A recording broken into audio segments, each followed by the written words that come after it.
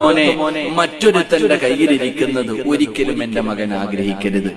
പണം കാണാം, കൊട്ടാരം കാണാം, അധികാരം കാണാം, പലതും കാണാം. മറ്റൊരുത്തന്റെ കയ്യിലിരിക്കുന്നത് നീ ആഗ്രഹിച്ച നിനക്ക് ദാരിദ്ര്യം ഉണ്ടാകും.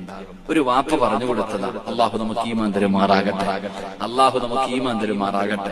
നമ്മൾ എന്താ പറഞ്ഞു കൊടുക്ക? നമ്മള് മക്കളോട് പറയുന്നത്, മോനെ പണം ഉണ്ടെങ്കിലേ ജീവിക്കാൻ പറ്റും, നല്ലതുപോലെ പഠിക്കണം, നല്ല നിലയിലാകണം, ഉയരങ്ങളിലെത്തണം, നല്ല ശമ്പളം വാങ്ങണം, എങ്കിലേ നിനക്ക് പണം ഉണ്ടെങ്കിലേ ജീവിക്കാൻ പറ്റൂ. നമ്മൾ പറയുന്നത് 10 വയസ്സുള്ള മക്കൾക്ക് പറഞ്ഞു കൊടുക്കുന്ന ഇതാ.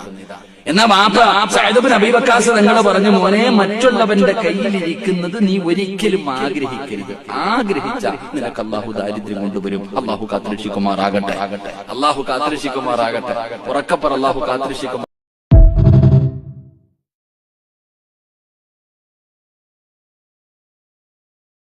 അസ്സലാമലൈക്കും.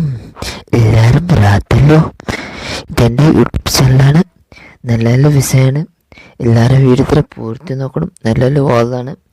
സിറാജ് ഖാസിമിൻ്റെ വാദമാണ്. എല്ലാ വാദമുണ്ട്. പിന്നെ എല്ലാവരും സപ്പോർട്ട് വേണം. പൂർത്തി നോക്കണം വീഡിയോത്തിന്.